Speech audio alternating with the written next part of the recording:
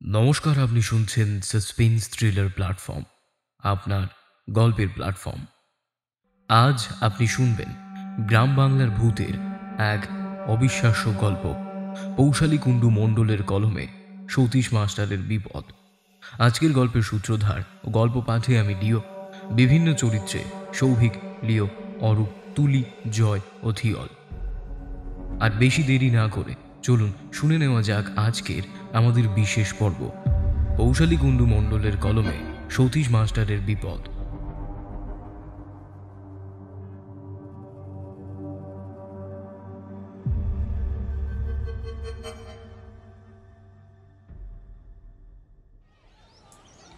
স্কুলের ছুটির ঘণ্টা পড়ে গেছে বেশ কিছুক্ষণ আগে। তবুও ৩ অসমবয়সী বন্ধু বা শিক্ষকের বাক্যালাপের শেষ নেই। তাদের মধ্যে যিনি বয়সে সব থেকে নবীন, তিনি ক্লাস 5-এর বিজ্ঞানের খাতা দেখছেন। অন্য 2 জন নিজেদের মধ্যে গল্পে মশগুল। নানান আলোচনার পর আলোচনার বিষয় হিসেবে উঠে এলো ভূত। ভূতের অস্তিত্ব আছে কি নেই সেই নিয়ে চলতে থাকলো বিস্তর আলোচনা। আলোচকরা হলেন বাংলা শিক্ষক শ্রী অবিনাশ রায়চৌধুরী ও ইংরেজি শিক্ষক শ্রী নিশীথ বিশ্বাস, আর যিনি খাতা দেখতে ব্যস্ত তিনি হলেন বিজ্ঞানের শিক্ষক শ্রী সতীশ মজুমদার। এই 3 অসমবয়সী শিক্ষকদের প্রগাঢ় বন্ধুত্ব নিয়ে আলোচনার শিক্ষক মহল অতিক্রম করে ছাত্র মহলেও জনপ্রিয় হয়ে উঠেছে। সতীশ খাতা দেখতে ব্যস্ত থাকলেও তার 2 সহশিক্ষকের আলোচনার প্রতি মাঝে মধ্যেই মনোনিবেশ করছেন, কিন্তু মন্তব্য করছে না কোনো। এই আলোচনা যেন তাকে অন্যমনস্ক করে তুলছে বারংবার, সুদূর অতীতে নিয়ে চলে যাচ্ছে ক্ষণিকের জন্য। সতীশের চোখের সামনে ভেসে উঠছে আকাশ ভাঙা বৃষ্টি, তার বহু পরিচিত কাঁচা রাস্তায় সেই বর্ষার দরুন 1 হাঁটু জল, ছোট্ট টিনের ক্লাবের ঘর, সন্ধ্যার আধার নিরাময়ের জন্য কুড়িকাঠ থেকে ঝুলন্ত হলদেটে মৃদু আলো প্রদানকারী জং ধরা একটি লণ্ঠন। আর ভেসে উঠছে স্মৃতির অতল গভীরে থেকে উঠে আসা বহুদিনের না দেখা কিছু চেনা মুখ। চোখের পাতাগুলো যেন স্বতঃস্ফূর্তভাবেই ভিজে উঠল সতীশের। মুহূর্ত কয়েকের ব্যবধানে নিজেকে সামলে নেয় সতীশ। টিচার্স রুমের দরজায় এসে দাঁড়ায় দারোয়ান জয়ন্ত। হাসি মুখে জিজ্ঞেস করে, স্যার, আপনাদের হয়ে গেছে? তাকে বাড়ি ফিরতে হবে, কিন্তু যাবার আগে স্কুল বিল্ডিংটাকে তালা বন্ধ করে যেতে হবে তাকে। জয়ন্তের কথায় 3 শিক্ষকই মৃদু অস্বস্তিতে পড়ে গেলেন। লজ্জিত স্বরে অবিনাশবাবু বললেন, এই সরি ভাই, তোমার একটু দেরি হয়ে গেল না? না ঠিক আছে স্যার। ঘরের ভিতরে এগিয়ে যায় জয়ন্ত জানলাগুলো বন্ধ করার জন্যে। সতীশ, হলো তোমার? নিশীথ, চলো এবার। অবিনাশবাবু তার চেয়ার ছেড়ে উঠে দাঁড়ালেন। স্কুল থেকে সবচেয়ে দূরে সতীশের বাড়ি, তাই অবিনাশবাবু আর নিশীথবাবু সতীশকে বাসে তুলে দিয়ে যে যার বাড়ির রাস্তা ধরেন। নিশীথবাবু স্কুটি নিয়ে বেরিয়ে যান। তারপর অবিনাশবাবু একটা রিক্সা ডেকে নেন। বলা বাহুল্য, আজও এর ব্যতিক্রম হতো না যদি না নিশীথবাবুর ফোনে একটা ফোন আসতো। বিশেষ দরকারে নিশীথবাবুকে তার এক বন্ধু ফোন করে বলেন এক্ষুনি তার বাড়িতে আসতে হবে। অগত্যা সঙ্গী সঙ্গ ত্যাগ করে তিনি বেরিয়ে পড়লেন স্কুটি নিয়ে। আসি তবে। হ্যাঁ শোনো নিশীথ, কাজ মিটিয়ে পারলে একেবারে চলে এসো। আচ্ছা অবিনাশ দা। এক রাশ ধোঁয়া ছেড়ে স্কুটিটা তাদের পেছনে ফেলে এগিয়ে গেল। একটু দূরে থাকার দরুন এই সুযোগটা এক প্রকার বাধ্য হয়ে হাতছাড়া হয়ে গেল সতীশের। প্রতিদিন স্কুলের পরে অবিনাশবাবু বাড়িতে একটা গল্পের আসর বসে। সন্ধ্যার দিকে নিশীথবাবু চলে যান সেখানে। প্রায় 9টা নাগাদ আবার বেরিয়ে পড়েন গল্পগাছা সাঙ্গ করে। কয়েকটা ঘন্টা কেটে যায় বেশ 2 জনের। অবিনাশবাবু একা মানুষ, এই সঙ্গ তার ভালোই লাগে। মাঝে মধ্যে নিশীথবাবু গৃহিণীকে নিয়েও আসেন এখানে, কিন্তু আজ হয়তো এমন কিছুই হবে না। শ্রাবণের আকাশ আজ সারাদিন যাবৎ বড় অভিমানী। তাকে দেখে অনেকেরই মনে হয়েছে এই বুঝি তার অভিমান গলে পড়বে, কিন্তু না, সারাদিন যাবৎ সে অভিমান সংবরণ করেই রেখেছিল। এখন তার মেঘলা অভিমানগুলো আরও ঘনীভূত হয়ে একটু একটু করে ঝরতে শুরু করেছে। স্কুল থেকে বাস স্ট্যান্ড 2-3 মিনিটের হাঁটা পথ। সেইটুকু তারা দুজনের কেউই পৌঁছাতে পারলেন না। তার আগেই যেন তাদের মাথায় আকাশ ভেঙে বৃষ্টি নামল। মুহূর্তের মধ্যেই যেন স্কুল সংলগ্ন ভিতরের ছোট রাস্তাটা প্রায় যান ও জনশূন্য হয়ে গেল। এখন কি হবে? অবিনাশবাবুর বাড়ির দূরত্ব বেশি নয়, কিন্তু সতীশ কিভাবে বাড়ি ফিরবে? বৃষ্টিতে থামার নাম নেয় না। একটা বন্ধ দোকানের শেডের নিচে দাঁড়িয়ে দুইজনেই প্রায় কাক ভেজা অবস্থা। হঠাৎ অবিনাশবাবুর চোখে পড়ল একটা ফাঁকা রিক্সা। রিক্সা চালক তার চেনা, মাথায় প্লাস্টিক বেঁধে সে রিক্সা চালিয়ে যাচ্ছিল। অবিনাশবাবু হাঁক পারলেন, এই হারান্দা, হারান্দা এইদিকে, এইদিকে হারান্দা। রিক্সা চালক তার রিক্সার গতি মৃদু থামিয়ে ঘাড় ঘুরিয়ে দেখে নেয় যে ডাকটা ঠিক কোন দিক থেকে আসছে। ইতিউতি দৃষ্টি ঘোরাতেই দোকানের শেডের নিচে দাঁড়িয়ে থাকা অবিনাশবাবুরা তার দৃষ্টিগোচর হতেই সে তাড়াতাড়ি রিক্সা চালিয়ে সেদিকে আসে। হাওয়ার দমকে বৃষ্টির ফোঁটা অবিনাশবাবুর মুখে এসে ধাক্কা মারছে।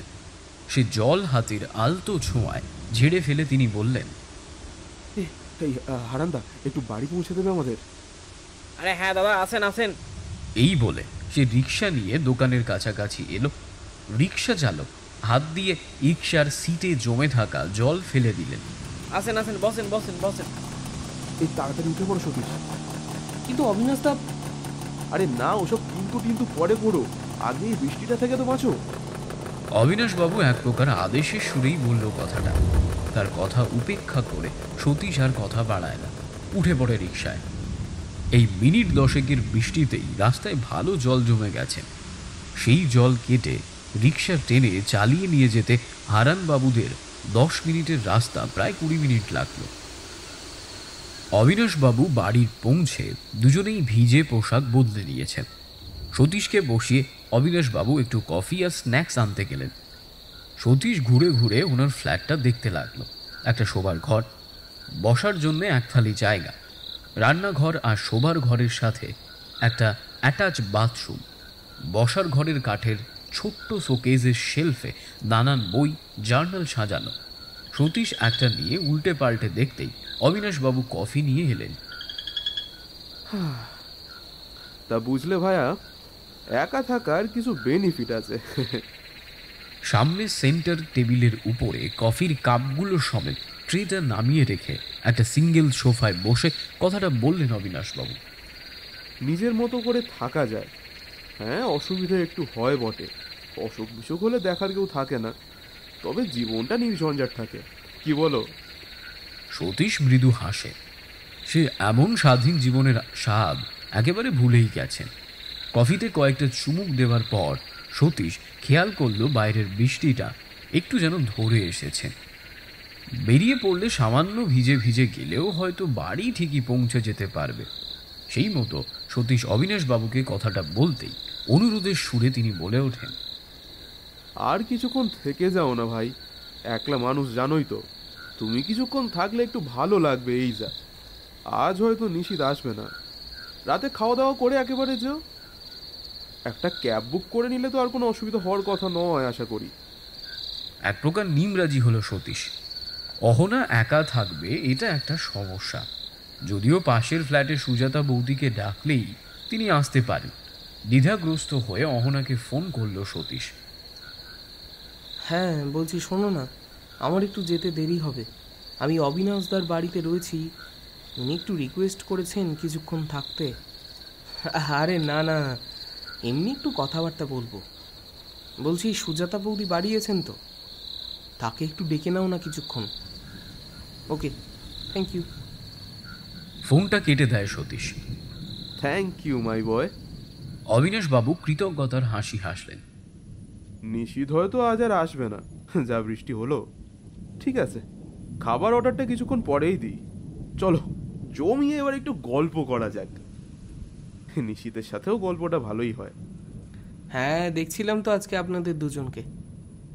আচ্ছা, ওই ভুতুড়ে গল্প, মানে ওই আষাঢ়ে গল্প? হ্যাঁ, নিশিত ওসবে একটু আধটু বিশ্বাস করে।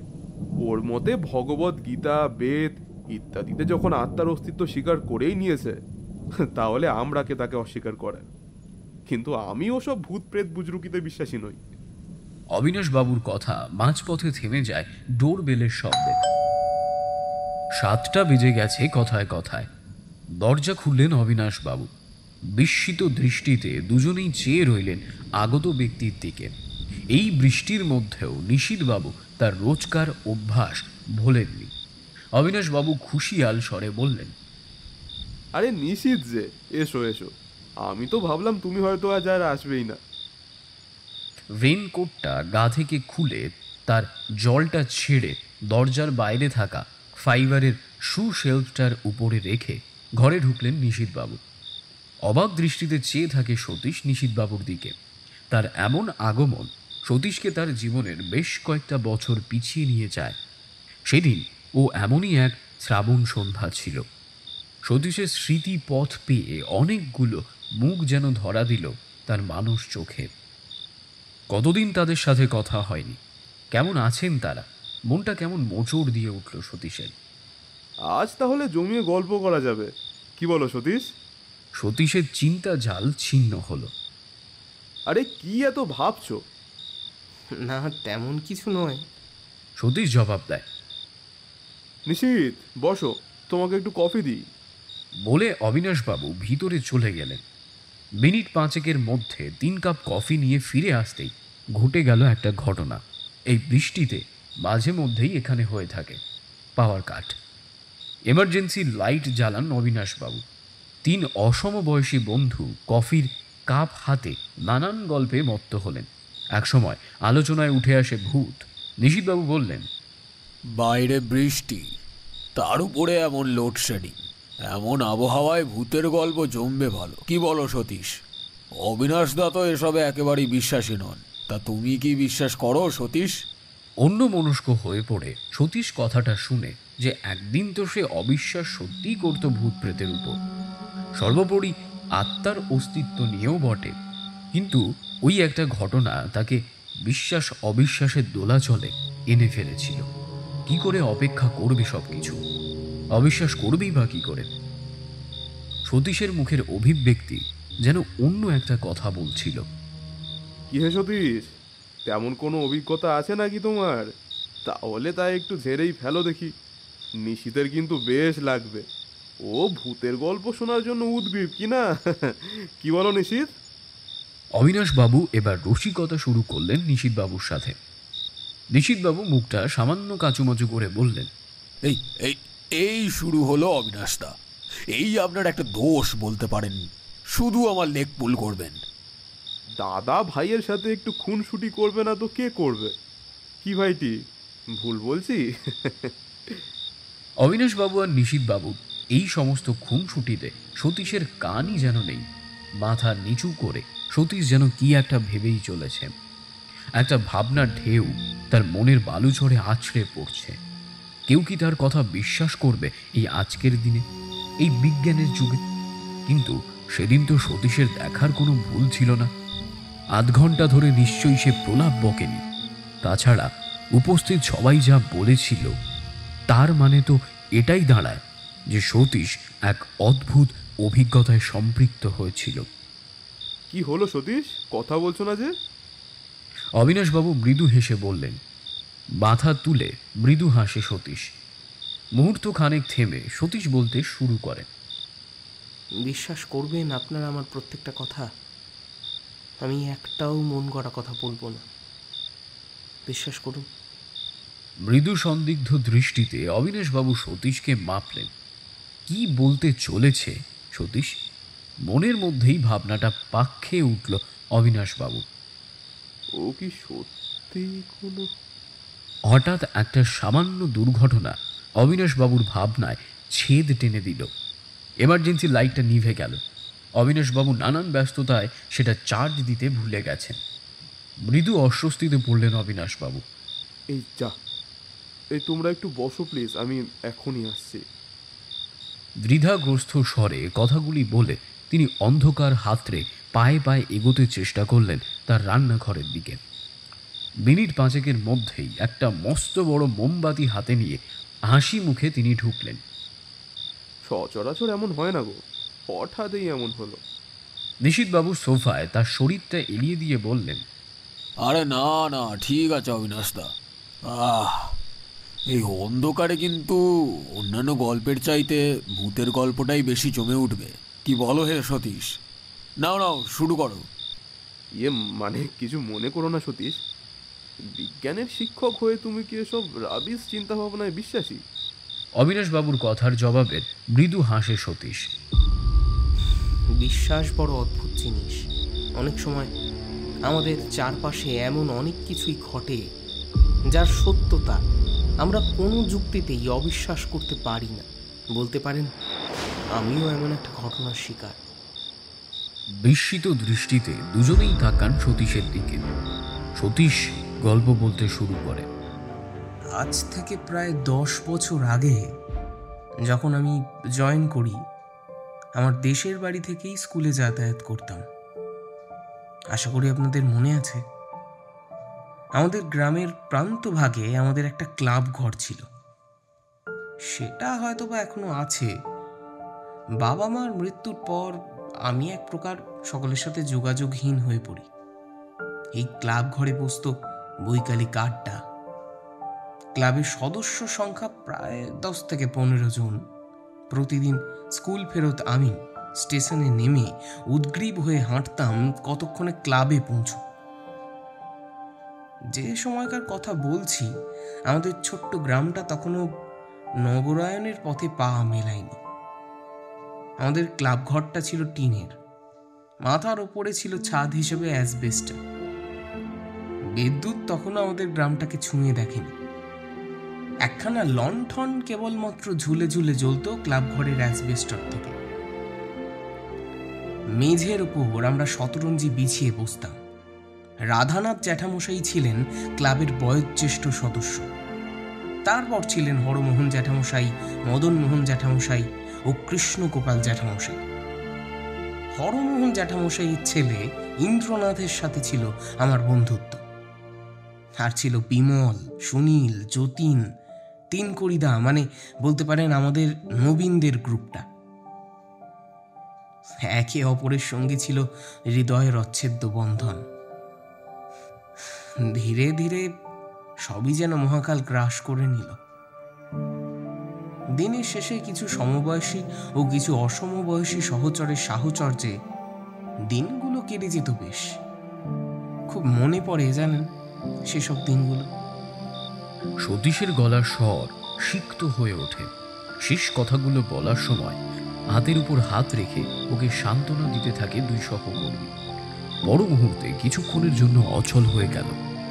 শেষে নীরবতা ভাঙল সতীশ নিজেই। সেই সময় আমাদের গ্রামের রাস্তাঘাটও একেবারে কাঁচা। বৃষ্টি মানেই 1 হাঁটু কাদা জল। মনে পড়ে ছোটবেলায় বাবার সাথে পুকুর সংলগ্ন একটা কাদা জলে নেমে গামছা দিয়ে মাছ ধরেছি বহুবার। বিগত 10 বছর আগে আমাদের গ্রামের বাড়িগুলোর দেওয়াল ছিল মাটির, কোনোটা বা আমাদের ক্লাব ঘরের মতনই টিনের। ছাদ হিসেবে কারোর থাকতো অ্যাসবেস্টার, তো কারোর টালি কিংবা খড়ের চাল। পাকা বাড়ি খুবই কম চোখে পড়ত। বেশ কয়েক কিলোমিটার দূরত্বে গুটি কয়েক পাকা বাড়ি দাঁড়িয়েছিল সেই সময়। আমাদের বাড়িটাও মাটিরই বাড়ি ছিল।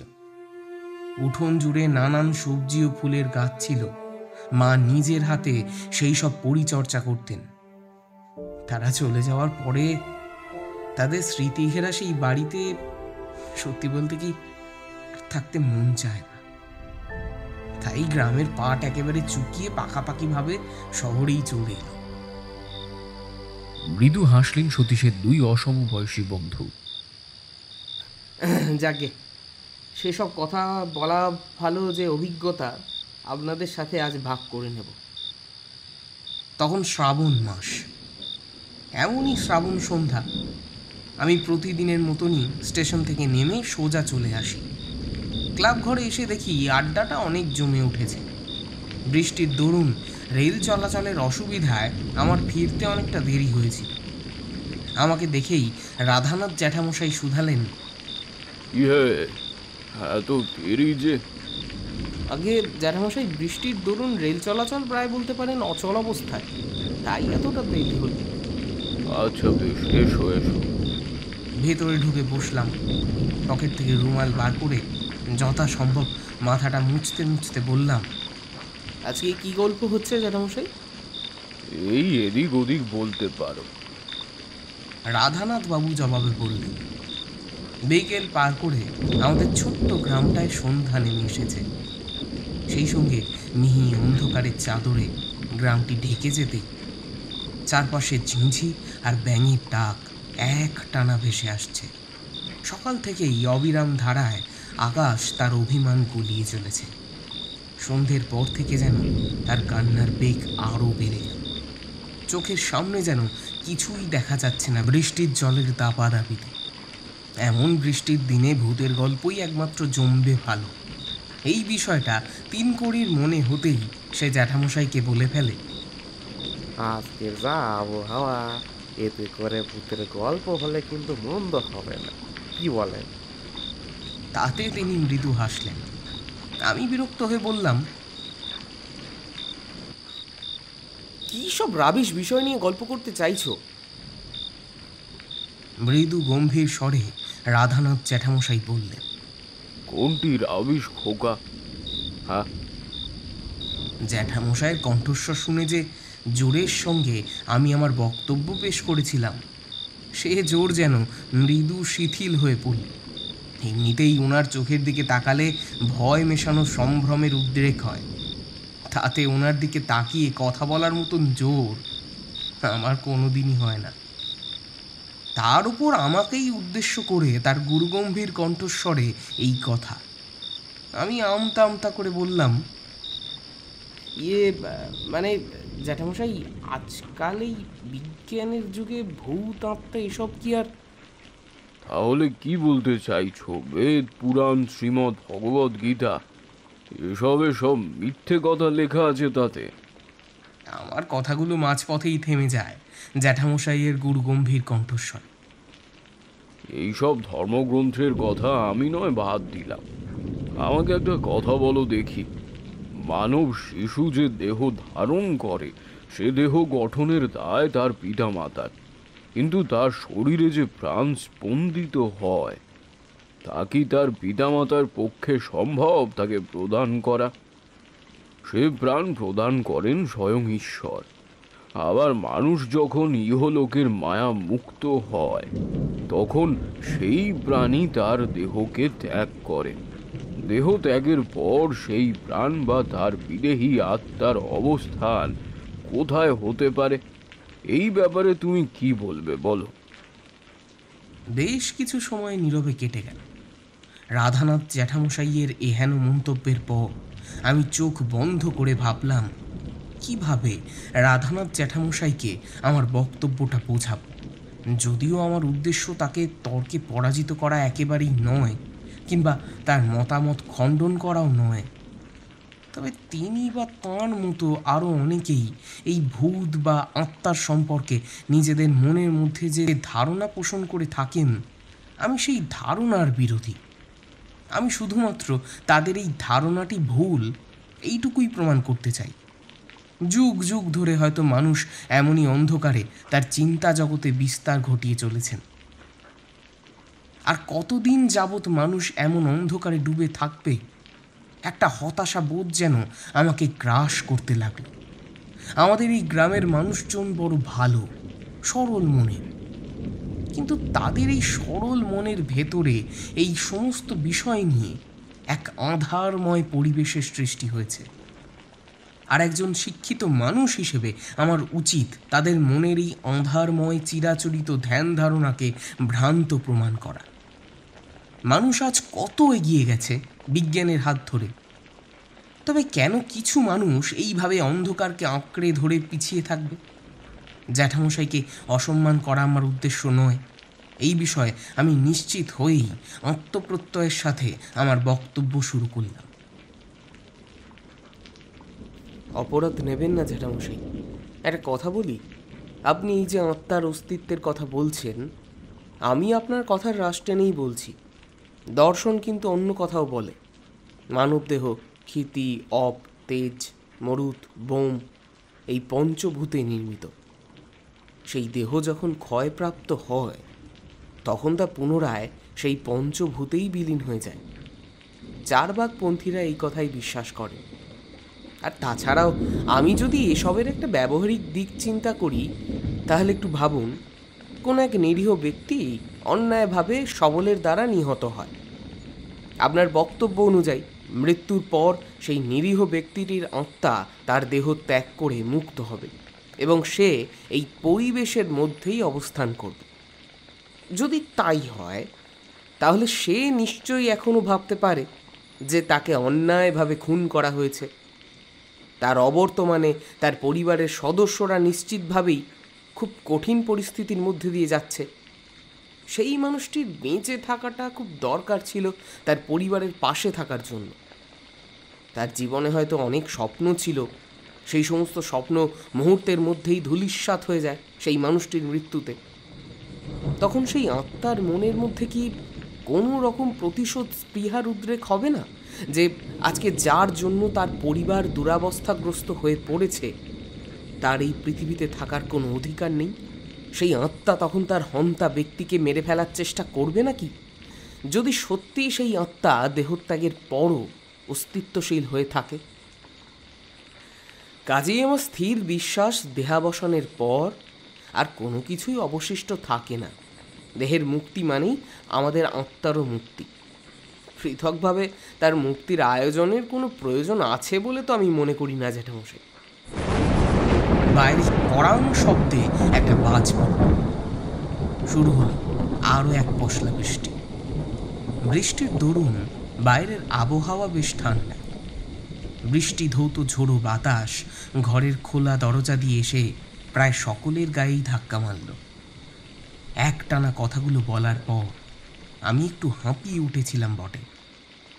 কথাগুলো শেষ হলে পরে প্রত্যেকের মুখের উপর দিয়ে আমার কৌতূহলী দৃষ্টি আবর্তিত হয়। না, কেউ আমাকে উদ্দেশ্য করে কোনো কথা বললেন না। শুধু রাধানাথ জ্যাঠামশাই যে আমার দিকে স্থির অন্তর্ভেদী দৃষ্টিতে চেয়ে আছেন, তার দিকে না তাকালেও তা আমি বেশ বুঝতে পারলাম। ক্লাব ঘরের মেঝের দিকে তাকিয়ে কিছুক্ষণ বসে থাকলাম। মনে হলো যেন বাইরে পতিত বাজের মতোই আমার কথাগুলোর অভিঘাতে ঘরের ভিতর যেন বাজ পড়ল। একটা চাপা গুঞ্জন কানে আসতে লাগলো। প্রত্যেকে আমার বক্তব্য নিয়ে নিজেদের মধ্যে আলোচনা করছে বটে, সেটা শুনতে পেলাম। বিমল চাপা স্বরে বলল, খাসা বলেছে সতীশ। ইন্দ্রনাথ বলল, বলবে না, আমার বন্ধু, স্কুলে পড়ায়, তাও আবার শহরের স্কুলে। একটা গর্ববোধ যেন আমাকে নিয়ে ইন্দ্রনাথের কণ্ঠস্বরে ফুটে উঠেছে উপলব্ধি করলাম। মনে মনে বেশ ভালোই লাগলো। দেখো সবাই দেখো, এই গ্রামে যে অন্ধকার আছে সতীশ একদিন ঠিক দূর করবে। ইন্দ্রনাথ আরও বলল বটে, কিন্তু তা বিমল ও তিন কড়িদার সহ ক্লাবের গুটি কয়েক সদস্যের মধ্যেই সীমাবদ্ধ হয়ে গেল। অথচ প্রকাশ্যে কেউ কোনো মন্তব্য করল না, বলা ভালো সাহস করল না। তিন কড়িদার মৃদু বিব্রত হয়ে বললেন, তোমরা ধীরে বলো, জ্যাঠামশাইয়ের কানে গেলে তিনি আবার কি বলবেন কে জানে। সকলেই নিজের মন মধ্যস্থ শিষ্টাচার বোধের দরুন নিজেদের মতামত প্রদানের ইচ্ছা সংবরণ করেছে বুঝলাম। মুহূর্ত কয়েক আগে আমি ইন্দ্রনাথের কথা শুনে আনন্দে যেমন উদ্বেলিত হয়েছিলাম, আমার মনের মধ্যে আশার আলো জ্বলে উঠেছিল এই ভেবে যে সত্যিই হয়তো এই গ্রামের দিন এবার বাস্তবিকই জ্ঞান সূর্যের আলোয় আলোকিত হয়ে উঠবে। তাদের নীরবতা আমার মনের সমস্ত আশার প্রদীপ নিভিয়ে দিয়ে এক হতাশার অন্ধকারে ঢেকে দিল। আমার মতামত যদি তাদের কাছে সঠিক মনে হয়, তবে এত কুণ্ঠা কেন সে কথা জনসমক্ষে বলতে? কেন এত দ্বিধা? তারা তো সত্যি যা তাকেই সমর্থন করছে। মাথা নিচু করে আমি ভাবতে লাগলাম, না, আমি কোনো কথা ভুল বলিনি। যা সত্যি আমি তাই বলেছি। যে জিনিসের অস্তিত্ব আমি নিজের চোখে দেখতে পাই না, তাকে আমি বিশ্বাস করতে যাব কেন? হ্যাঁ, আমি হয়তো কথাগুলো বয়োজ্যেষ্ঠদের সামনে বলেছি তাদের চিরাচরিত ধারায় বয়ে চলা বক্তব্যকে ভুল প্রমাণ করার জন্য, কিন্তু কোনো অযৌক্তিক কথা তো বলিনি। বেশ কিছু নীরব মুহূর্ত কেটে গেল, গুঞ্জনটুকুও আর শোনা গেল না। এবার যেন মৃদু অপরাধ বোধে আমিও বিচলিত হয়ে উঠেছিলাম। আমি যুক্তি দিয়ে ভাবছি তাতে কোনো ভুল নেই, তা জেনেও কোথাও আমার শিষ্টাচার বোধ আমার মনের মধ্যে এই মৃদু অপরাধের উদ্রেক করল যেন। তাই জ্যাঠামশাই, আমার যদি অপরাধ হয়ে গিয়ে থাকে আমাকে ক্ষমা করবেন। মৃদু স্বরে রাধানাথ জ্যাঠামশাইকে উদ্দেশ্য করে আমি বলতে শুরু করলাম, ধীরে ধীরে মাথা তুলে। এই ভূত প্রেত আত্মা সম্পর্কে আমার যুক্তিযুক্তভাবে যা মনে হয় আমি কেবলমাত্র তাই বলেছি। আপনাদের মন্তব্য খণ্ডন করা আমার কখনোই উদ্দেশ্য ছিল না। মাথা তুলে আমি দেখলাম জ্যাঠামশাই সেই একই রকমভাবে আমার দিকে স্থির অন্তর্ভেদী দৃষ্টিতে চেয়ে রয়েছেন। বয়সের ভারে এবং অভিজ্ঞতায় পেকে ওঠা তার গোঁফদাড়ির নিচে তার কালচে ঠোঁট বাঁকিয়ে মৃদু হাসলেন তিনি। তারপর সেই গুরুগম্ভীর স্বরে বলতে শুরু করলেন, খোকা, ছোটবেলায় পরীক্ষা দিতে যখন স্কুলে যেতে তখন পিতামাতার পাদস্পর্শের পাশাপাশি ঘরে যে দেবতার আসনটি পাতা আছে তার সামনে এসে হাত দুটো জড়ো করে একবার কপালেও একবার বুকে ঠেকিয়েছ। আবার কখনো বা কোনো মন্দিরের সামনে দাঁড়িয়ে নিজের হাত দুটো হয়তো নিজের অজান্তেই তুমি জড়ো করেছ, কিন্তু সেই মন্দিরের বাসিন্দা বা তোমার ঘরে পাতা আসনে যিনি অধিষ্ঠান করেন তাকে কি কখনো তুমি স্বচক্ষে দেখেছ? আমি মাথা নিচু করেই রইলাম তাঁর কথার জবাবে। সত্যি তো, তাকে কি দেখা সম্ভব? মনে মনে ভাবলাম আমি। বিশ্বাস, এই বিশ্বাসকে আশ্রয় করেই তিনি আমাদের হৃদয়ে বিরাজ করেন। আমরা কখনোই তাকে চোখে দেখিনি বা দেখা সম্ভবও নয়।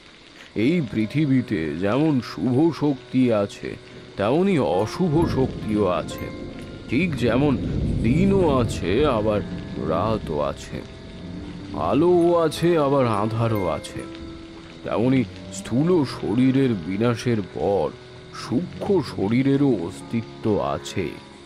সে এই বাতাবরণের কোথাও অবস্থান করে। আমরা কখনো কখনো তাকে উপলব্ধি করি, আবার কখনো বা দেখি। শ্রীমদ্ ভাগবত গীতাতেও ভগবান শ্রীকৃষ্ণ অবিনশ্বর আত্মার কথা বলেছেন।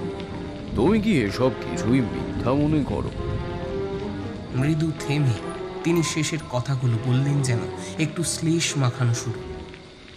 বিদেহী আত্মা তার পূর্ব দেহ ত্যাগের পর আবার নতুন দেহ ধারণ করে। এইসব কিছুই তাহলে তোমার মিথ্যে বলেই মনে হয়? হ্যাঁ, অনুভব করলাম তাঁর দৃষ্টিতে যেন মৃদু ক্রুদ্ধ ভাব ফুটে উঠেছে। তার চোয়াল শক্ত হয়ে উঠেছে। কথা বলা শেষ করে যেন তিনি মৃদু উত্তেজিত হয়ে উঠেছেন। আমার মনের ভেতরে আত্মার প্রতি এমন অবিশ্বাস দেখে জ্যাঠামশাই অসুস্থ বোধ করেন। তার কাশি উঠে যায়। কাশতে কাশতে তিনি বলেন, কি হলো সতীশ, চুপ করে রইলে যে? এর জবাব দাও। জ্যাঠামশাই যে কথাগুলো বলেছেন তারপরেও আমার কোনো কথা বলা উচিত হবে না বলে আমার মনে হলো না। যদিও যৌক্তিকতার দিক থেকে আমি হয়তো ভুল নই। এমন বয়োজ্যেষ্ঠ মানুষেরা নবীনদের যুক্তিবাদী কথায় আহত হবেন, তবু নিজের মনের মধ্যে থেকে মিথ্যার আশ্রয়কে দূর করতে পারলাম না, এটা বুঝলাম। এই বিষয় নিয়ে আর কোনো কথা হলো না। আরও বেশ কিছু মুহূর্ত নীরব কাটল। ইতিমধ্যে বয়োজ্যেষ্ঠ সদস্যদের সাহায্যে রাধানাথ জ্যাঠামশাই মৃদু সুস্থ অনুভব করছেন। আরও নানান রকম বেশ কিছু কথোপকথনের পর জ্যাঠামশাই আবার আমার দিকে চাইলেন তার সেই অন্তর্ভেদী দৃষ্টি দিয়ে। বেশ কিছুক্ষণ আমার দিকে চেয়ে থাকার পর তার কণ্ঠস্বরে আরও একটু গাম্ভীর্য মিশিয়ে তিনি বলতে শুরু করলেন, তাহলে মানুষের মৃত্যুর পর তার বিদেহী আত্মার মুক্তির জন্যে শাস্ত্র মতে যে অন্ত্যেষ্টি ক্রিয়ার বিধান দেওয়া আছে তুমি তাকেও অগ্রাহ্য করো। জ্যাঠামশাইয়ের কণ্ঠস্বরে ক্রুদ্ধ ভাব সুস্পষ্টভাবে ফুটে উঠল। আমি মৃদু চুপ করে থাকার পর মনে একটু সাহস জুগিয়ে নিয়ে চোয়াল শক্ত করে আমার বক্তব্য শুরু করলাম। জ্যাঠামশাই, একটা কথা বলতে চাই। এই পৃথিবীতে শুধুমাত্র আমাদের হিন্দু ধর্ম অস্তিত্বশীল নয়। কিছু মানুষ হজরত মোহাম্মদের ইসলাম ধর্মে বিশ্বাস করেন, কেউ বা ঈশ্বরের বর পুত্র যীশু খ্রিস্টের ধর্মে বিশ্বাস করেন। তাদের সেই সমস্ত ধর্মে বিদেহী আত্মার মুক্তির নানান উপায়ে নির্দেশিত আছে নিশ্চিতভাবে, ঠিক যেমন আমাদের এই হিন্দু শাস্ত্রে উল্লেখ আছে। ক্ষমা করবেন, এখন তাহলে আমরা বিদেহী আত্মার মুক্তির জন্য ঠিক কোন উপায় অবলম্বন করে তার অন্ত্যেষ্টি ক্রিয়া করব সেটা ঠিক বুঝতে পারলাম না। জ্যাঠামশাইয়ের আমার প্রতি রাগ তার নিয়ন্ত্রণের সীমা অতিক্রম করে গেল। তিনি চিৎকার করে বললেন, অর্বাচীনের দল, দুপাতা বিজ্ঞান পড়ে নিজেদের বড় পণ্ডিত মনে করো। শোনো, সত্যি যেদিন নিজের চোখে দেখবে তাকে, পারবে তো সেদিন তার অস্তিত্বকে অস্বীকার করতে? সেখানে উপস্থিত আমি সহ সকলেই তার কথা শুনে হতভম্ব হয়ে গিয়েছিলাম।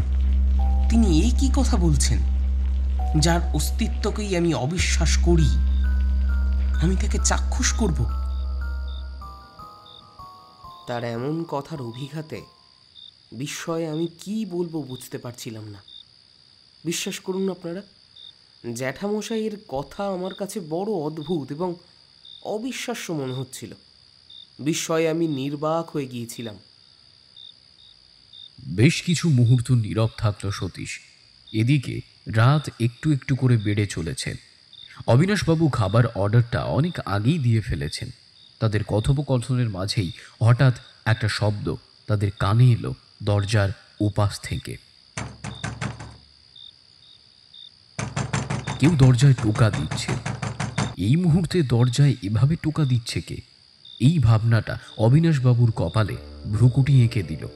সতীশের গল্পে দুজনেই এতটাই বিভোর হয়ে গিয়েছিলেন যে খাবার অর্ডার করেছিলেন মুহূর্ত খানেকের জন্য সেটা ভুলেই গিয়েছিলেন। লোডশেডিং, কাজেই তার ডোর বেলটা বাজবে না। সার্ভিসম্যান এসে হয়তো দরজা নক করছে, সে কথা মনে হতেই অবিনাশবাবু উঠে গিয়ে দরজা খুলে দেখেন টমেটোর একজন সার্ভিসম্যান দাঁড়িয়ে আছেন। তার হাতে বড় একটা টমেটোর প্যাকেট। অনলাইন পেমেন্ট করেই দিয়েছিলেন। প্যাকেটটা নিয়ে দরজাটা যথারীতি বন্ধ করে বন্ধুদের কাছে ফিরে এলেন। মোমবাতি নিয়ে তিনি নিশীথবাবু এবং সতীশকে অন্ধকারে রেখে রান্নাঘরের দিকে এগোলেন খাবারটা সার্ভের জন্যে। তুমি বসো সতীশ। মোবাইল ফ্ল্যাশ অন করে নিশীথবাবু রান্নাঘরের দিকে এগোলেন, সতীশকে ডাইনিংয়ে একলা রেখেই। মিনিট দশেকের মধ্যে অবিনাশবাবু ও নিশীথবাবু স্টার্টারে গ্রিন কাবাব নিয়ে ফিরে এলেন। চলো খেতে খেতে গল্প করা হোক। সেন্টার টেবিলে কাবাবের প্লেটটা রাখলেন অবিনাশবাবু। সোফায় বসে প্লেট থেকে একটা কাবাব তুলে নিয়ে সেটা উদরস্থ করতে করতে নিশীথবাবু বললেন, তারপর সতীশ, তুমি কি বললে ওনার ওই কথার জবাবে? মোমবাতির আলোয় সতীশের মুখটা যেন কেমন রহস্যময়ভাবে ধরা দিল তার দুই সহকর্মীর দৃষ্টিতে। আমার উদ্দেশ্যে কথা বলা শেষ করে পুনরায় তিনি কাশতে শুরু করলেন। আমি আবারও তার কথা শুনে বিব্রত মনে নত মস্তকে নীরব রইলাম। রাধানাথ জ্যাঠামশাইয়ের শারীরিক অবস্থা দেখে হরমোহন জ্যাঠামশাই বললেন, রাধানাথদা অসুস্থ বোধ করছেন। ভালো হবে সান্ধ্য আড্ডা আজকের মতো এখানেই স্থগিত থাক। তাছাড়া বাইরে বৃষ্টিটাও একটু কমে এসেছে। এখন আমাদের সকলের বাড়ি ফেরাটাই সমাচীন হবে। আমি সহ প্রায় সকলেই হরমোহন জ্যাঠামশাইয়ের কথায় মনোনিবেশ করে দেখলাম, হ্যাঁ, বাইরের বৃষ্টিটা সত্যিই ধরে এসেছে। আর তাছাড়া রাতও ক্রমে বেড়ে চলেছে। আমাদের সকলকেই বাড়ি ফিরতে হবে এবার। সকলেরই এই কথা মনে হতেই তিনকড়িদা বললেন, হ্যাঁ হ্যাঁ, বৃষ্টিটাও তো কমে এসেছে। এইবার বাড়ির দিকে ধীরে ধীরে এগোনো যাক। চলুন, রাধানাথ জ্যাঠামশাইকে আগে তার বাড়ি পৌঁছে দেওয়া হোক। তিনি অসুস্থ বোধ করছেন, একলা ওনার পক্ষে বাড়ি যাওয়া সম্ভব নয়।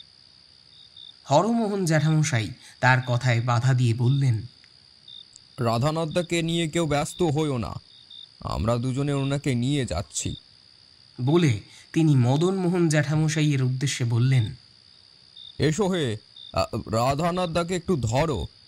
আসুন আসুন রাধানাথদা। বলে হরমোহন জ্যাঠামশাই রাধানাথ জ্যাঠামশাইয়ের হাত ধরে টেনে তুললেন তাকে। রাধানাথ জ্যাঠামশাইকে দুই জ্যাঠামশাই ধরে ধরে ক্লাব ঘরের বাইরে আনলেন। তখনও তিনি বেশ অসুস্থ বোধ করছেন। কি রাধানাথদা, এইটুকু পথ হেঁটে যেতে পারবেন তো? শুধুলেন মদনমোহন জ্যাঠামশাই। একটু ভারী স্বরে জবাব দিলেন রাধানাথ জ্যাঠামশাই। হ্যাঁ হ্যাঁ, পারবো পারবো। ক্লাব ঘর থেকে বেরিয়ে যাওয়ার আগে আমার দিকে তিনি তীক্ষ্ণ দৃষ্টি নিক্ষেপ করেছিলেন। আমি সেই দৃষ্টিতে প্রতিদৃষ্টি বিনিময় করতেও পারিনি, কারণ তার সেই চিরাচরিত অন্তর্ভেদী দৃষ্টির চেয়ে সেই দৃষ্টি ছিল অতীব তীক্ষ্ণ। কি যেন একটা অভিব্যক্তি লুকিয়ে রয়েছে সেই দৃষ্টির গভীরতায়।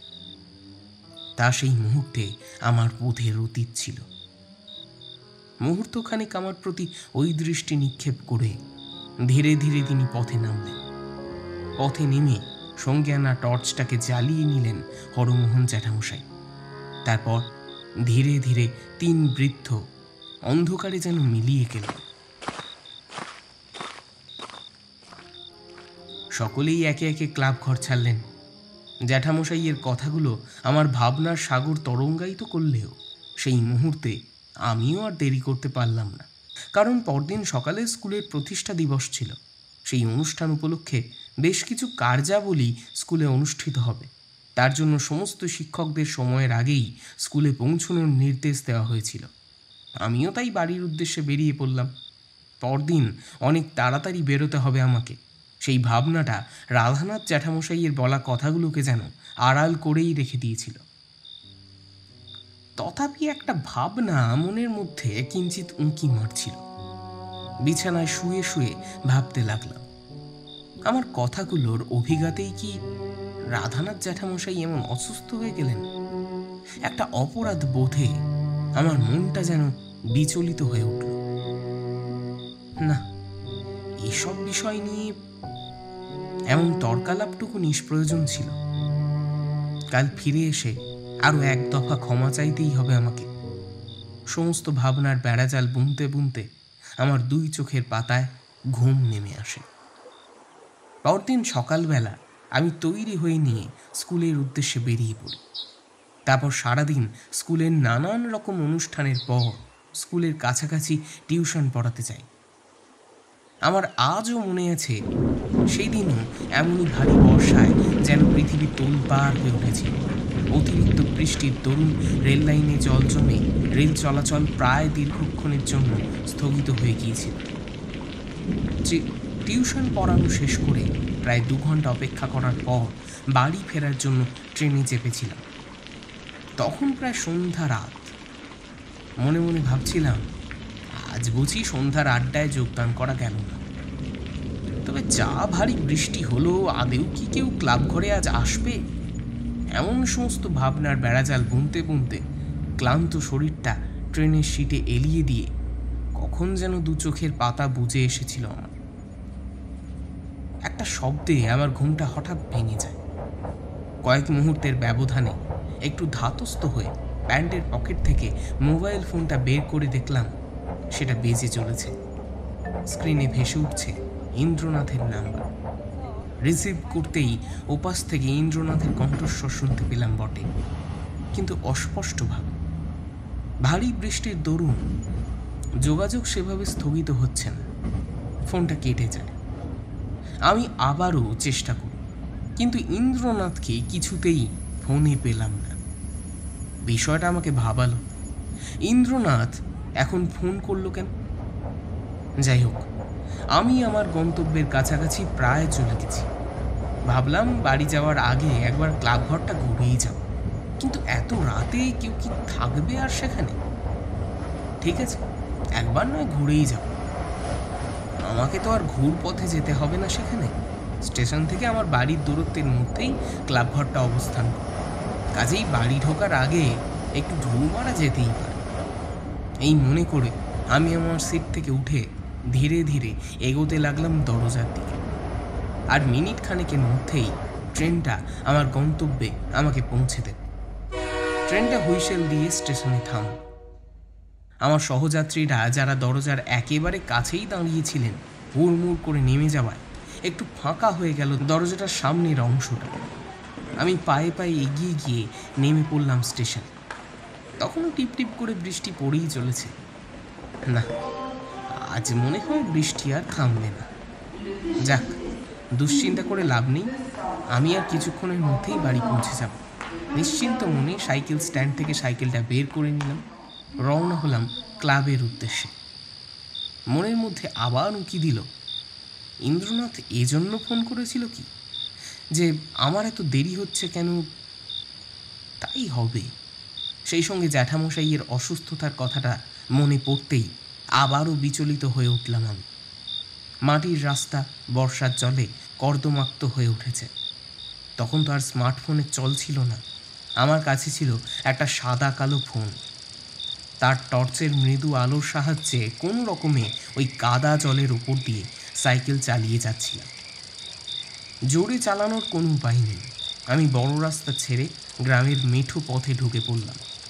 পথের দুপাশে কোথাও মাটির বাড়ি, কোথাও বা ক্ষেত, আবার কোথাও পুকুর রয়েছে। সেখান থেকে ব্যাঙের অবিরত ডাক ভেসে আসছে। বর্ষার জলের বদান্যতায় হয়তো পুকুরগুলো টইটুম্বুর, আন্দাজ করতে পারলাম। তখনও যে ইলেকট্রিসিটি আমাদের গ্রামে পৌঁছায়নি একথা আগেও বলেছি। এই বর্ষার সময় পথ চলতে সত্যিই খুব অসুবিধে হতো।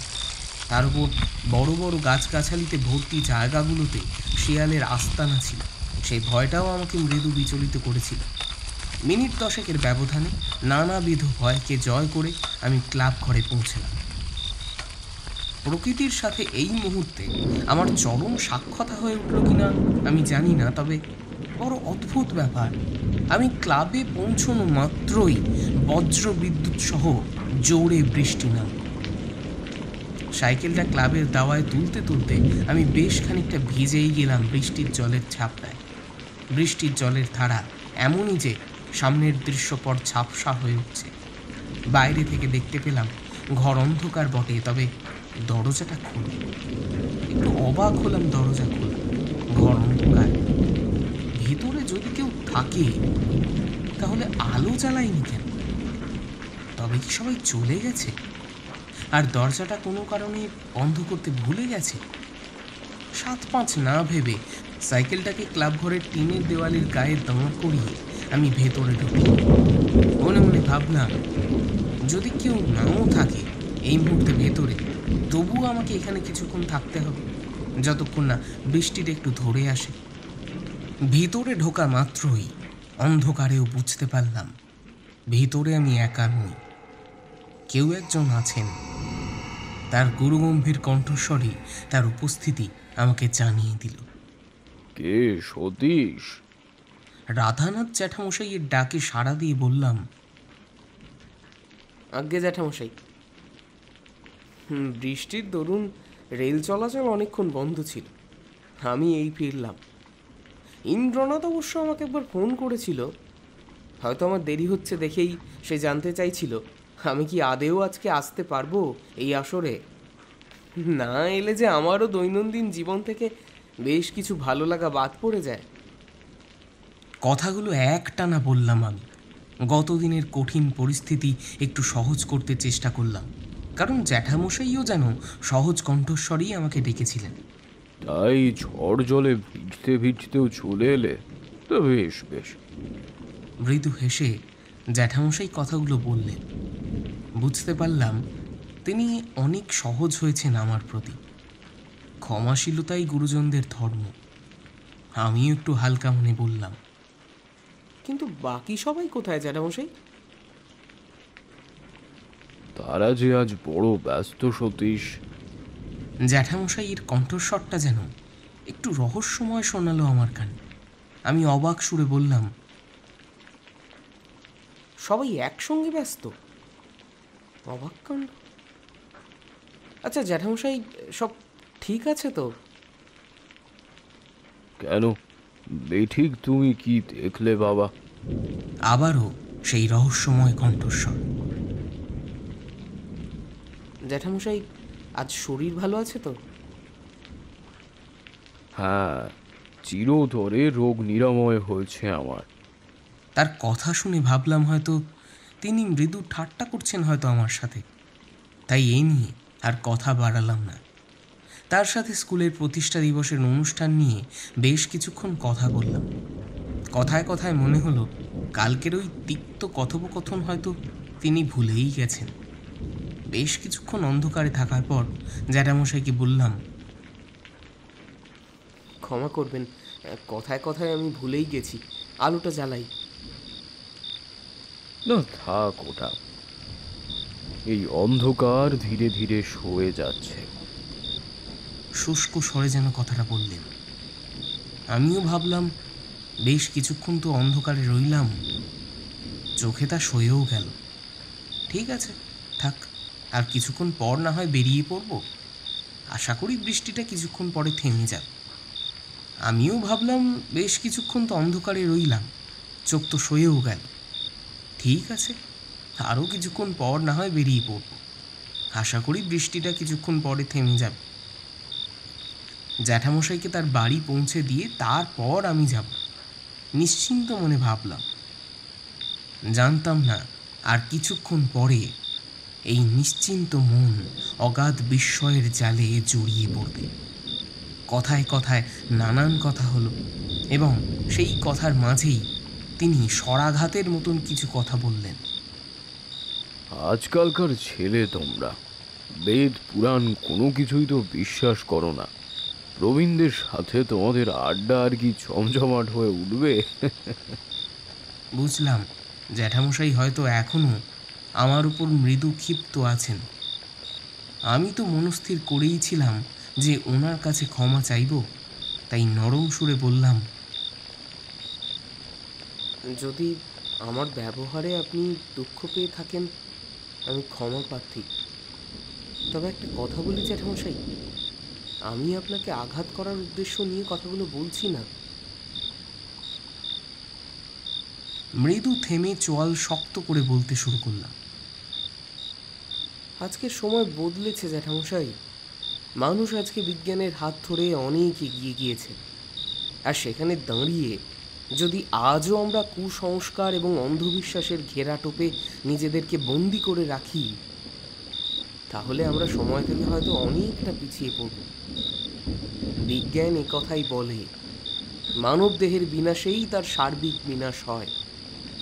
দেহ বিনাশের পর আর কিছুই অবশিষ্ট থাকে না।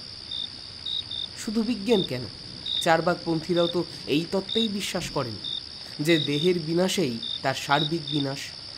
দেহ বিনাশের পর দেহস্থিত চৈতন্য, ক্ষিতি, অপ, তেজ, মরুত, বোম এই পঞ্চভূতে বিলীন হয়ে যায়।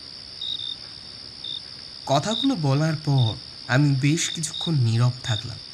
বুঝলাম আমার বক্তব্যটা বোঝানোর চেষ্টাতে তার চিন্তা জগতে কোনো আলোড়নই সৃষ্টি করেনি। একটা রহস্যময় হাসি হেসে একই কথা তিনি আবারও আমাকে বললেন যে আমি যেদিন বাস্তবিকই কোনো বিদেহী আত্মাকে উপলব্ধি করব, সেদিনও কি তার অস্তিত্বকে আমি এমনভাবেই অস্বীকার করব? আমি আবারও অবাক হলাম বটে, কিন্তু কিছু বলার ইচ্ছে হলো না আমার। কথাটুকু শেষ করে তিনি নির্দেশের সুরে বললেন, আজ আর কেউ আসবে না, অনেক রাত হয়েছে। যাও যাও, তুমিও বাড়ি যাও। বেশ, আমি আপনাকে পৌঁছে দিয়ে যাব। আমার চিন্তা তোমাকে করতে হবে না, তুমি এগো। বৃষ্টি তো অনেকটাই ধরে এসেছে, আমি একলা যেতে পারবো। এর পরের পথ চলা তো আমার একলারই। জ্যাঠামশাই এমন কথা কেন বলল? সত্যি আমি বুঝে উঠতে পারলাম না। তাকে যে পাল্টা প্রশ্ন করব তেমন জোরও আমার নেই। এমনিতেই নবীন পন্থা তাকে বোঝাতে গিয়ে আমি তার রোষে পড়েছি। ক্লাব ঘরের দরজার কাছে এসে দেখলাম বৃষ্টিটা সত্যিই অনেক ধরে গেছে। আর কোনো কথা না বাড়িয়ে আমি জ্যাঠামশাইয়ের থেকে আজ্ঞা নিয়ে আমার সাইকেলটা ক্লাব ঘরের দাওয়া থেকে ধীরে ধীরে রাস্তায় নামাচ্ছি। ঠিক তখনই আমাদের পাড়ার এক বাসিন্দা রজনীর সাথে আমার দেখা। তাকে আমার বিশেষ পছন্দ নয়, কারণ সে নেশা করে। তবে সব সময় করে না বটে, কিন্তু তবুও তো করে। তাই আমি তার থেকে কিঞ্চিত এড়িয়েই চলি। সেই রজনী আমাকে ক্লাব ঘরের সামনে দেখে জিজ্ঞাসা করল, আরে সতীশ, তুমি এখানে? তুমি আজকে স্কুলে গেছিলে নাকি? সে তো আমি রোজই যাই। রাগত স্বরে জবাব দিলাম। খবরটা পেয়েছো? আর পেয়ে থাকলে এখন ক্লাব ঘরে কি করছিলে? আমার রজনীর কোনো কথাই জবাব দিতে ইচ্ছে করছিল না। যদিও তখনও সে নেশা করেনি, তবুও পথ ছাড়ো বলে আমি সাইকেল নিয়ে দ্রুত গতিতে কয়েক পদক্ষেপ হাঁটতেই পুনরায় রজনী আমাকে ডাকল। সতীশ, শুনেছ কি তুমি খবরটা? কি খবর? আমি একটু বিরক্ত হয়েই জিজ্ঞাসা করলাম, আরে তোমাদের ক্লাবের সদস্যরা কেউ তোমাকে কিছু জানায়নি নাকি? হ্যাঁ, কি জানাবে বলো তো? সেই তখন থেকে হেয়ালি করে যাচ্ছ। এই তো আমি এতক্ষণ রাধানাথ জ্যাঠামশাইয়ের সাথে কথা বলছিলাম, তিনি তো তেমন বিশেষ কোনো কথাই আমাকে জানালেন না। কি বললে? কার সাথে কথা বলছিলে এতক্ষণ? বাহ বাহ, আকাশ থেকে বললে নাকি? এবার আমার মাথায় যেন একটু রাগ চড়তে শুরু করেছে। রাধানাথ জ্যাঠামশাই এখানে বসেছিলেন, এমনকি তিনি এখনো ভেতরে বসে আছেন। আমি এতক্ষণ তার সাথেই কথা বলছিলাম, অথচ কই, তিনি তো কোনো বিশেষ কথাই আমাকে বলেননি। বুঝতে পেরেছ? এবার আমাকে অনুমতি দাও। যত সব মাতাল। আমি স্বগদুক্তি করে সাইকেলের সিটে উঠে বসলাম। প্যাডেলে চাপ দেওয়ার আগে ওকে একটু জরিপ করতেই ওর মুখ দেখে মনে হয়েছিল আমার কথা শুনে ও যেন হতভম্ব হয়ে গেছে। তার ওই হতভম্ব দশা উপেক্ষা করেই আমি সাইকেল চালাতে উদ্যত হলাম। পর মুহূর্তেই রজনী আমাকে থামিয়ে বলল, আরে দাঁড়াও দাঁড়াও, কী সব বলছো তুমি? হ্যাঁ, তোমার শরীর টরীর ঠিক আছে তো? এই, আমার শরীর অসুস্থ হতে যাবে কেন? আগে বলো, আমার শরীর হঠাৎ অসুস্থ হতে যাবেই বা কেন? ওর উপর চড়াও হলাম। পর মুহূর্তেই ওর বেজার হয়ে আসা মুখ দেখে নিজের রাগ সংবরণ করে বললাম, এই দেখো, অনেক রাত হয়েছে, আমাকে বাড়ি ফিরতে হবে। পথ ছাড়ো। আর চলো, আমি তোমার সাথে যাচ্ছি। তোমার শরীর যে অসুস্থ তা আমি ভালোভাবে বুঝতে পারছি, এবং সেটাই স্বাভাবিক। কাছের মানুষের সাথে এমন হলে কারোর কি আর মাথা টাথা ঠিক থাকে? এবার আমার মেজাজ সপ্তমে চড়িয়ে উঠল। আরে কি যাতা বকছো রজনী সেই থেকে? আমি কি এমন কথা বলেছি যাতে তোমার মনে হলো যে আমার শরীর খারাপ? জানি রজনী স্বভাব আছে মানুষের কাছে এভাবে ঠাট্টা তামাশা করা। এবার রজনী একটা ফিচেল হাসি হেসে বলল, সতীশ, তুমি আবার আমার মতো নেশা করাটা শুরু করোনি তো? এই রজনী, সাবধান, একটাও বাজে কথা বলবে না। আমি ওকে ধমকালাম। তখন থেকে হেয়ালি করে যাচ্ছ, যা বলার স্পষ্ট করে বলো। আমি কড়া গলায় রজনীকে কথাগুলো বললাম। রজনী আমার কথার জবাবে কিছু বলতে উদ্যত হতেই সেখানে হঠাৎই হাতে কাঁচের বোতলে নেশার পানীয় নিয়ে টলমল শরীরে হাজির হলো গ্রামের খ্যাতনামা নেশাগ্রস্ত মানুষ কেশব।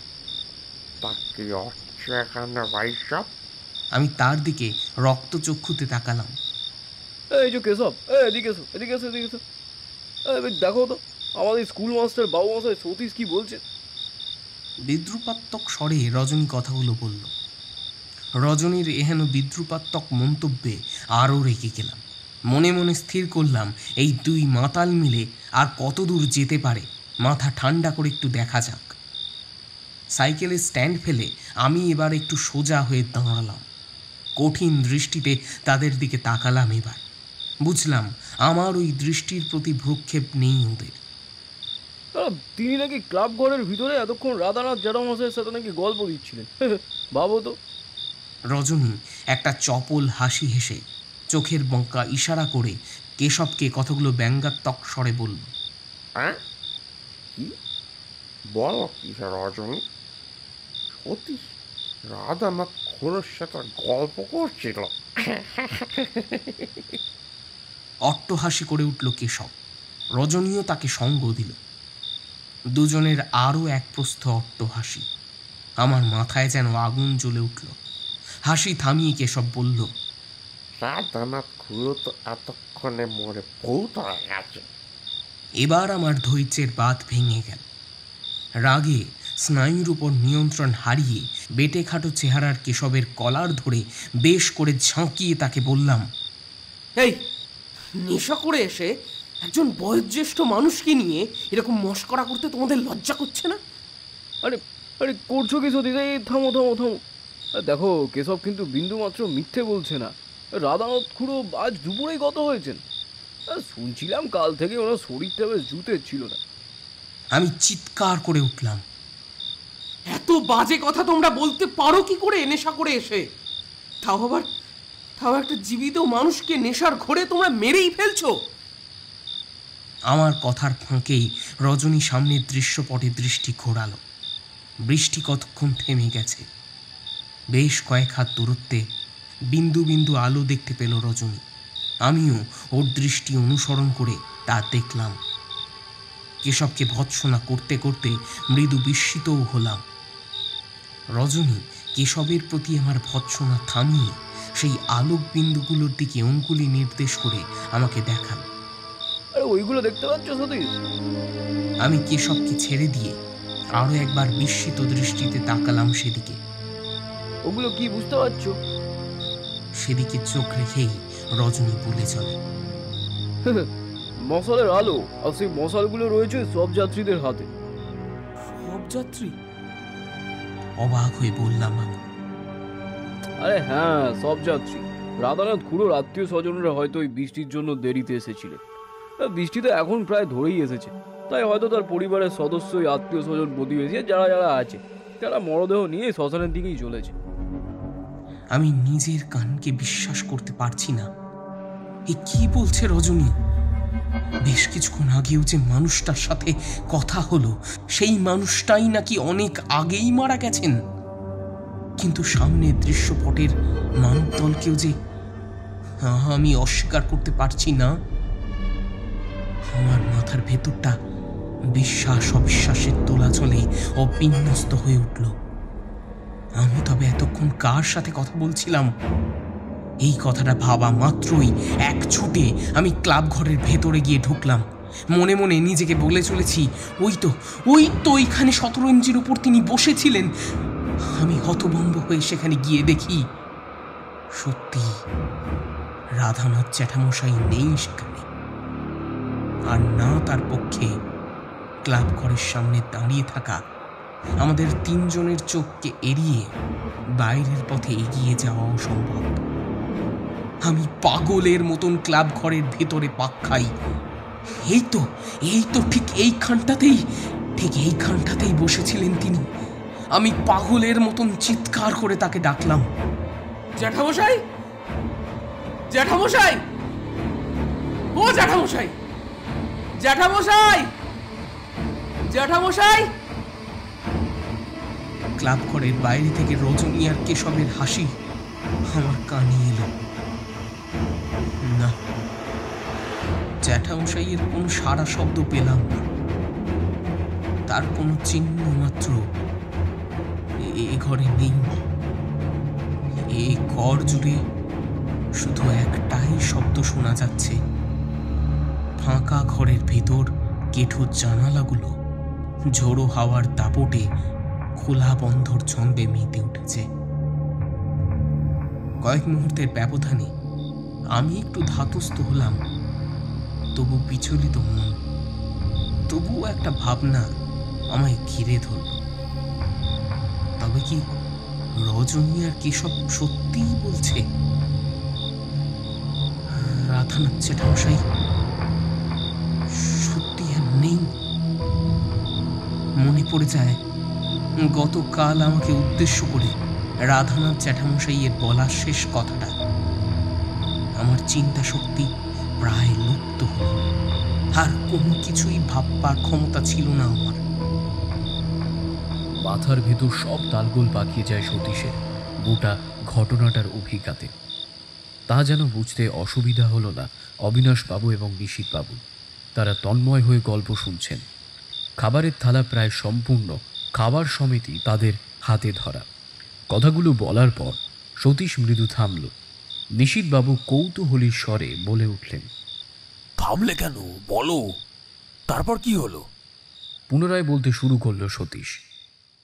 সামনের দৃশ্যপট যেন ঝাপসা হয়ে আসে আমার কাছে।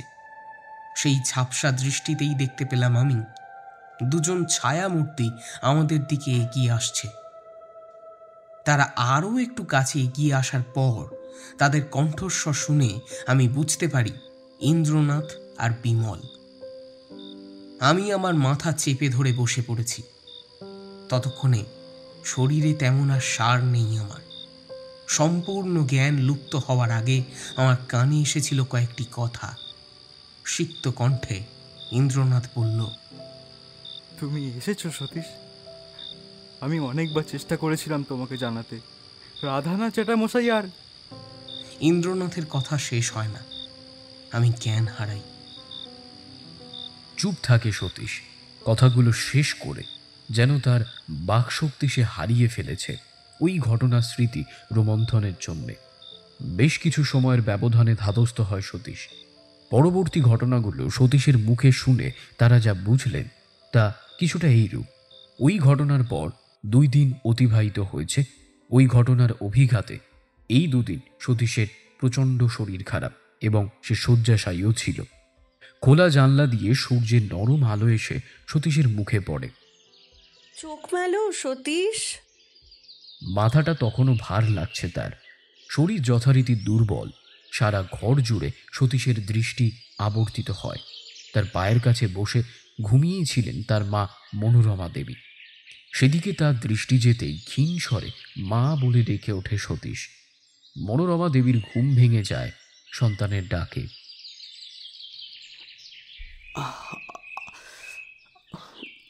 মা, চোখ মেলেছিস বাবা? গত 2 দিন ধরে তুই এইভাবেই শুয়ে আছিস। সেই রাতে তোর বন্ধুরা ধরাধরি করে তোকে বাড়ি নিয়ে এলো। তোর সারা শরীর ভিজে, জামা কাপড়ও কাদা লেগে ময়লা হয়ে গিয়েছে। গায়ের ধুম জ্বর, কোনো হুঁশ ছিল না তোর। কথাগুলো একটানা কান্না ভেজা স্বরে বলে আঁচল চাপা দিয়ে ডুকরে কেঁদে উঠলেন তিনি। সেই মুহূর্তে সতীশের স্মৃতিপটে সমস্ত কিছু স্পষ্ট না হয়ে উঠলেও কিছু ছিন্ন ঘটনা যেন সতীশের স্মৃতিতে ভেসে ওঠে। রাধানাথ জ্যাঠামশাই ও সে ক্লাব ঘরে বসে কথা বলেছে এসব। কেশব আর রজনীর বিদ্রুপাত্মিক হাসি, ইন্দ্রনাথের আগমন ইত্যাদি। মৃদু উত্তেজনায় 2 হাতে মাথা চেপে ধরে সতীশ। মা, আমার খুব মাথা ব্যথা করছে মা। কান্না থামিয়ে ছেলেকে সামলান তিনি। মাতা পুত্রের কথোপকথনের মাঝে ঘরের ভিতরে আসেন প্রবোধবাবু, সতীশের বাবা। ছেলের মাথায় হাত রেখে শুধলেন, এখন কেমন লাগছে বাবা? বাবা, বাবা, আমার কি হয়েছিল?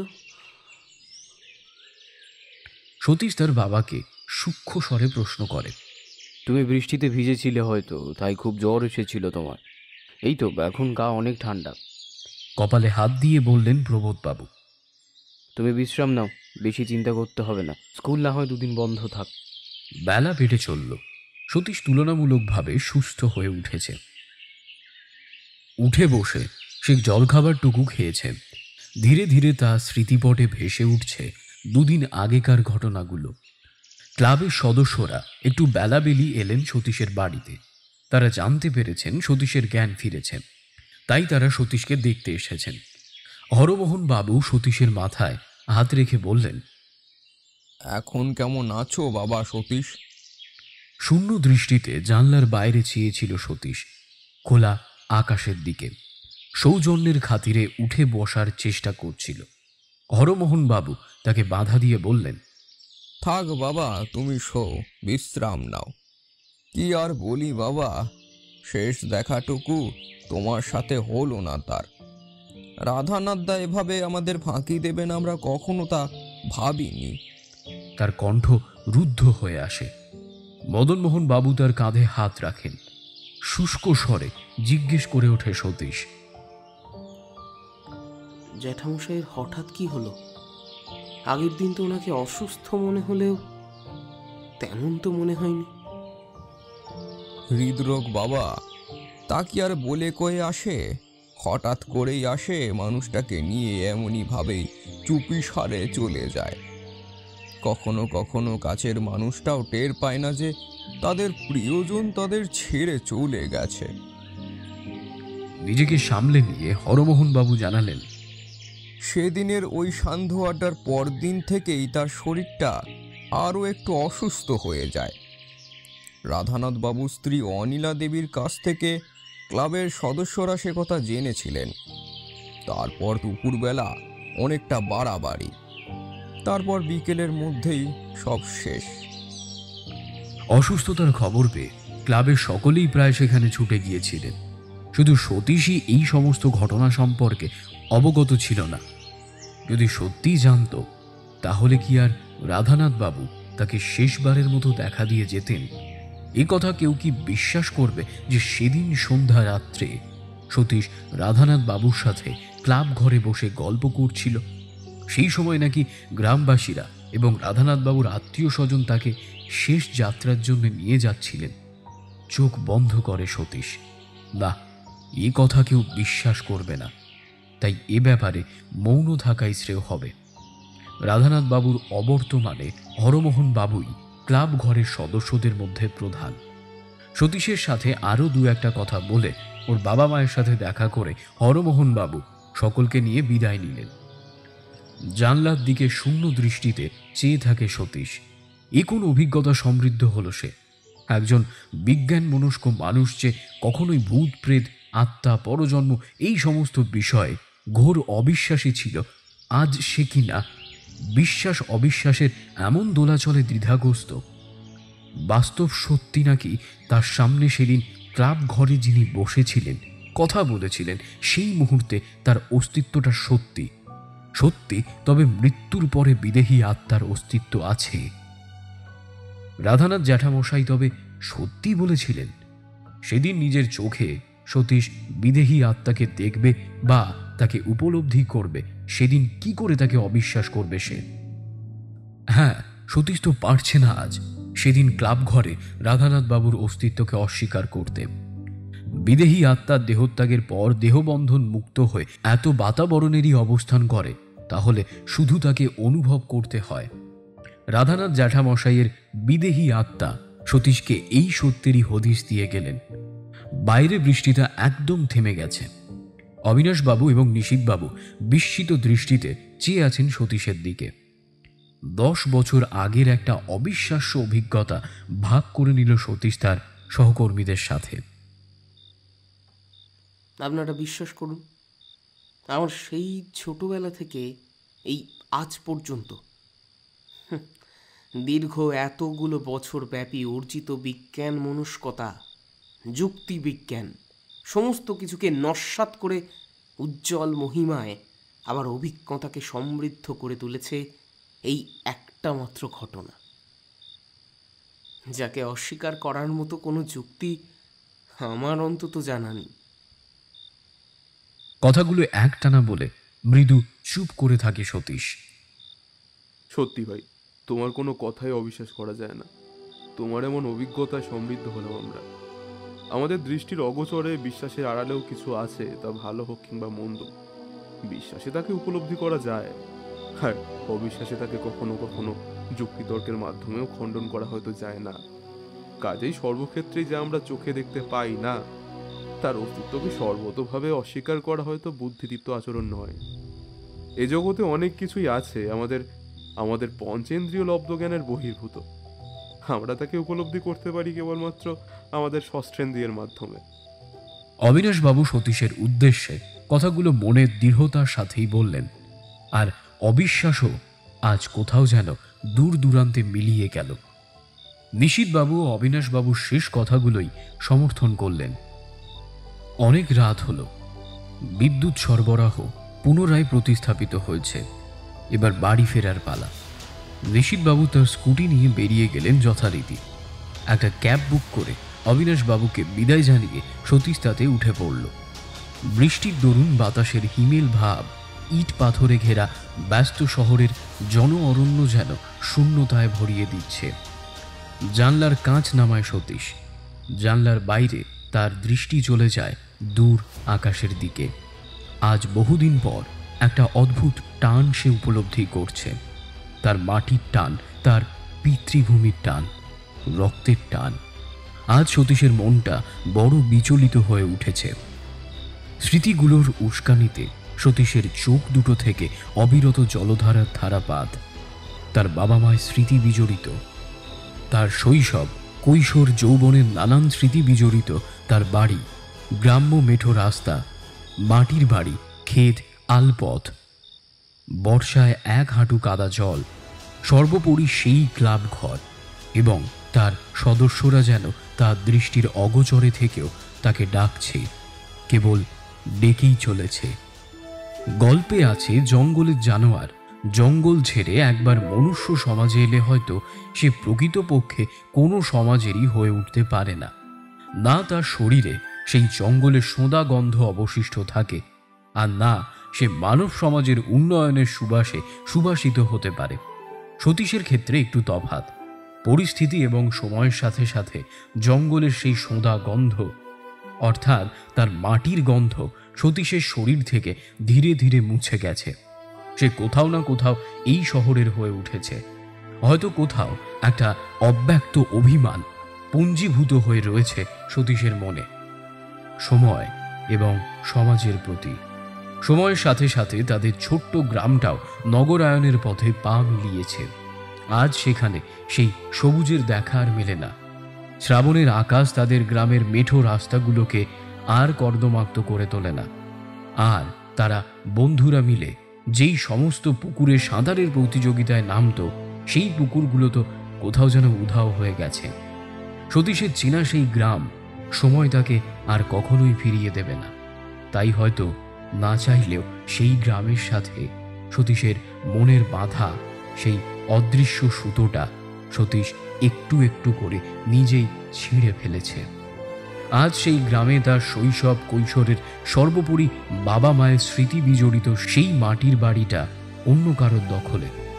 চেনা মুখের অধিকারী সেই কাছের মানুষগুলো না ফেরার দেশে চলে গেছেন।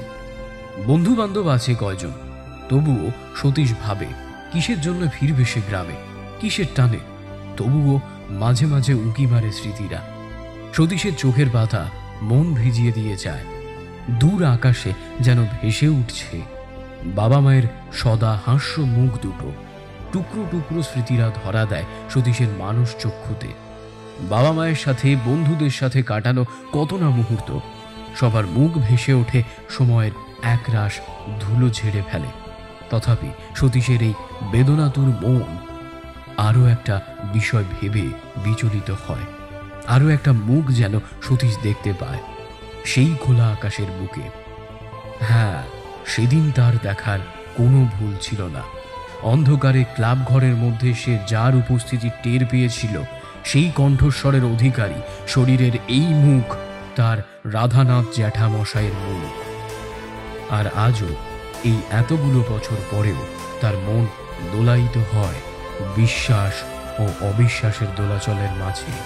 তার একাকিত্বের মুহূর্তগুলোয় তার কানের কাছে যেন আজও এক অশরীরী কণ্ঠস্বর বলে চলে রাধানাথ জ্যাঠামশাইয়ের বলা শেষ কথাগুলো।